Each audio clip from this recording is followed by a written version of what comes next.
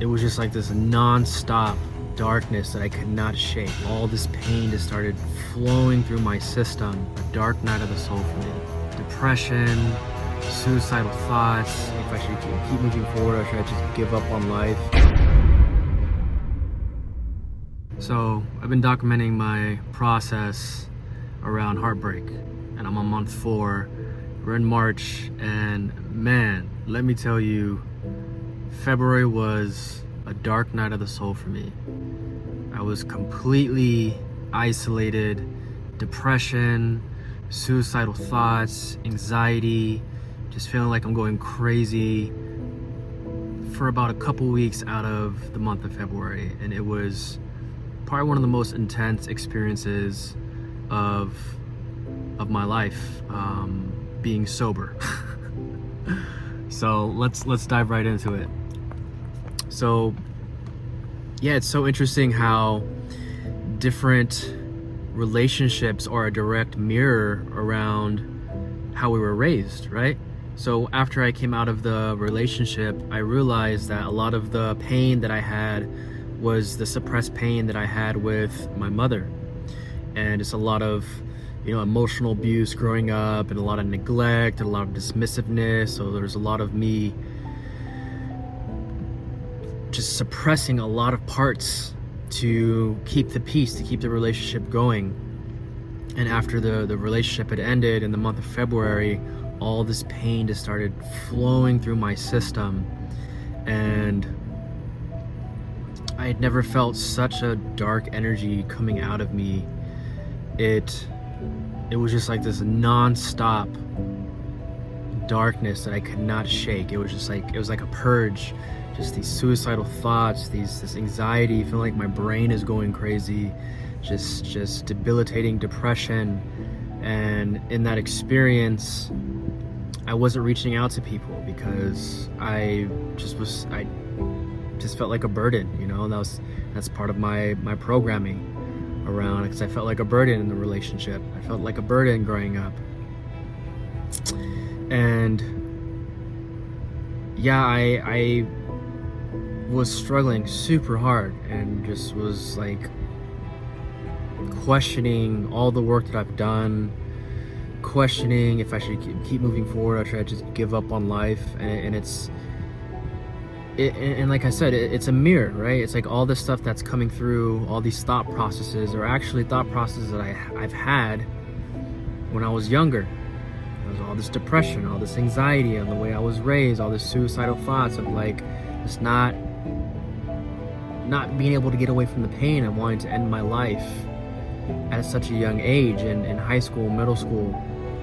And all this was just stuff that needed to leave, right? It's like energy that was stuck in my system. And yeah, fortunately, because I was going into a really deep rabbit hole, a friend knew something was up, and he kept texting me over and over again. He was like, something's up, Justin, I need you to come hang out with me. You need to get help. You need to get help. And that really did help.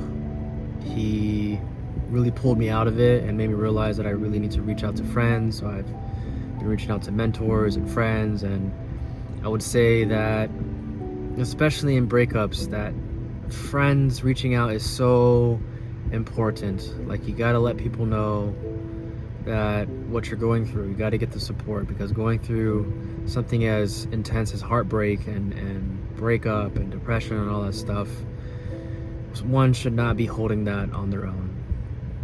And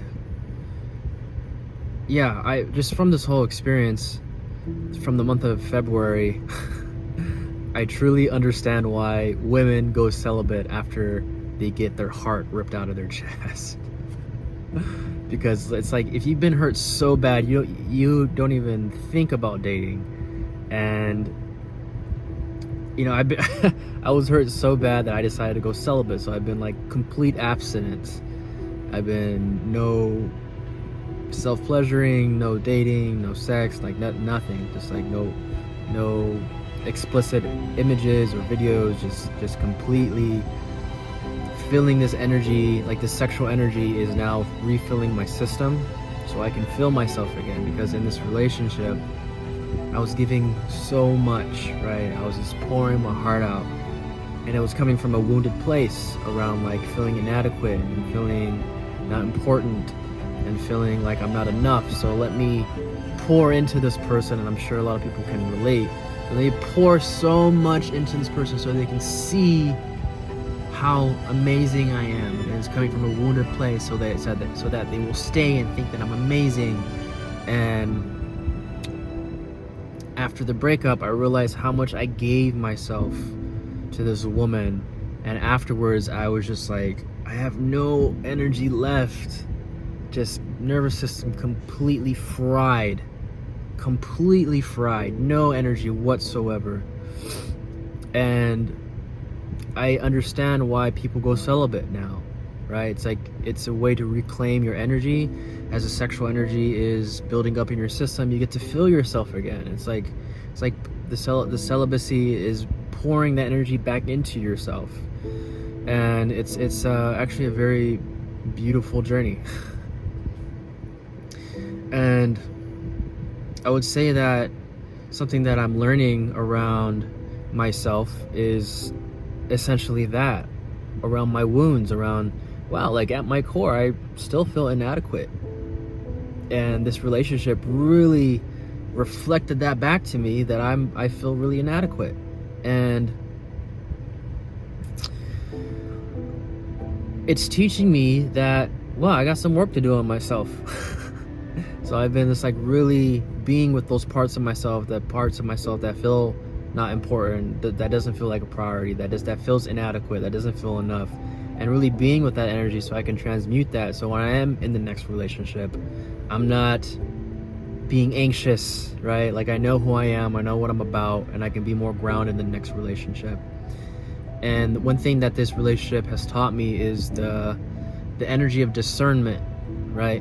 Like, as I'm feeling more of my energy and I'm realizing the wounds that I have, I can discern and feel energy on a such deeper level, especially from the celibacy, that I can see and feel people's energy a lot deeper.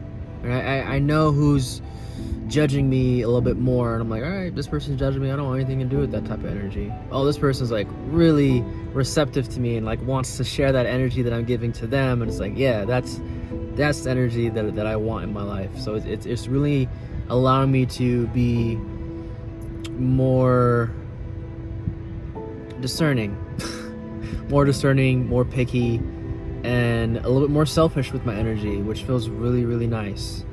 So I'm still having a lot of deep processes around this heartbreak, and yeah, there's this really deep sense of really wanting to heal this wound. So yeah, I'm committing to celibacy for a while now for this wound. And also, one of the reasons why there was issues in the relationship is because I didn't have my finances together, right? It's like she wanted a family, she wanted kids, and I completely struggled with that.